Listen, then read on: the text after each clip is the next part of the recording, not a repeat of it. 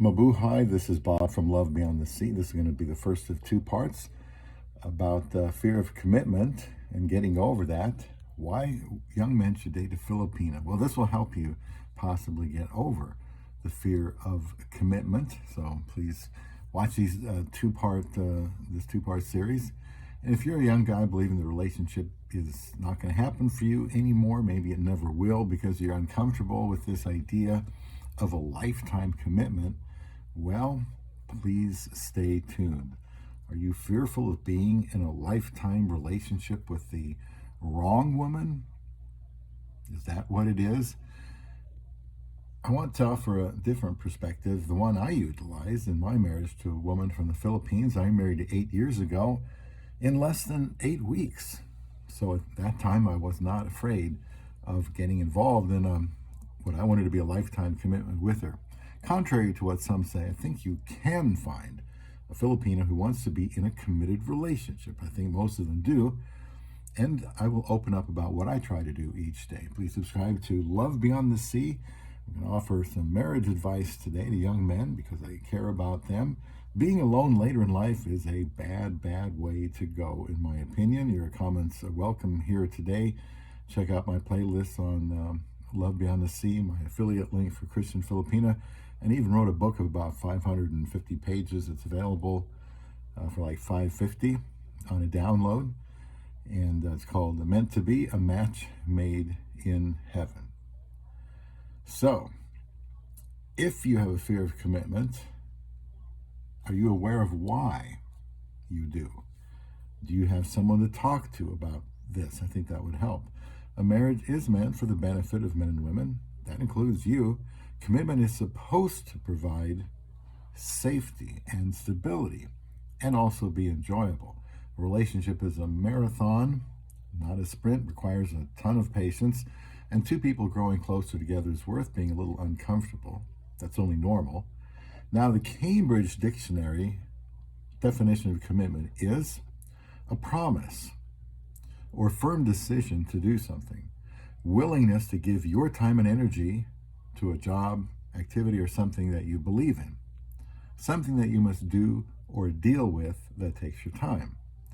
Now, I don't like the promise part in the first definition of commitment. I told my wife when I married her, that I was making a lifetime commitment to her, not a promise. That's not the same thing. I intended to do it or else. It was a decision made that could not be altered, and more than just a willingness to give my time and energy to something I believed in. Who wants to hear that? Now I pledge my support, but we'll see about the future. That's how that sounds to me, kind of flimsy and insecure, or insincere, I should say. How I define commitment might seem daunting and unachievable, but it really isn't, not at all. This is how I feel about my wife. This is what I am committed to doing.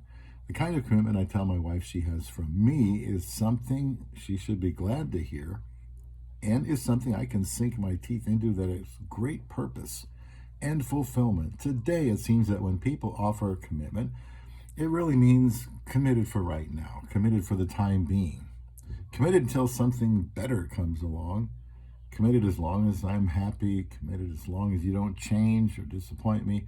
That isn't a commitment, though. Those are feeble, worthless words. People in relationships can say they're committed to doing what they say they believe in, but that doesn't really mean anything. What matters is, do they do it? When trouble happens, when things go south, will their words mean anything? And often they don't.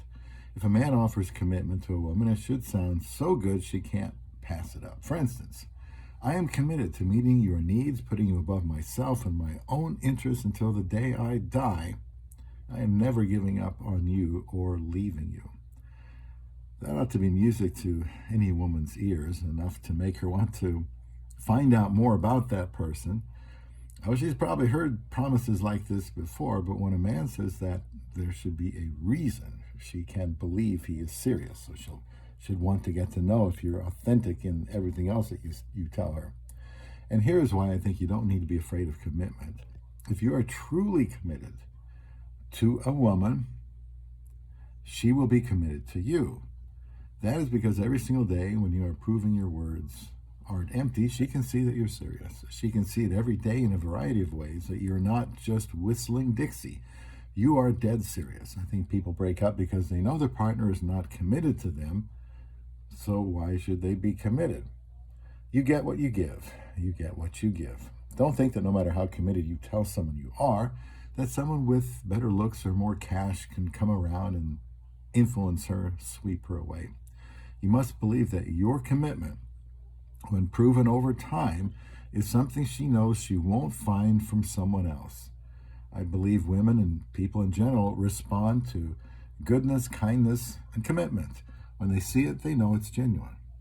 Have genuine commitment. What does that mean? It means that she doesn't have to be perfect when she's with you.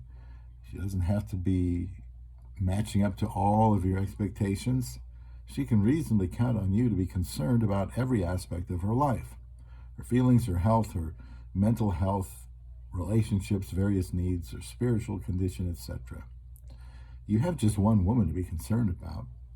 Invest in her and she will invest in you. This will take time, and in order to stand the test of time, you just have to be true to your word and consistent. You can't tell a woman when you marry her that you will be committed and expect that is all you must do, as if the words carried some weight. It needs to be proven day after day, and it should be something that you enjoy doing, being committed to this woman. I need to continue this topic in another video here because it's going to go over the time limit. So there will be part 2 coming up on Love Beyond the Sea.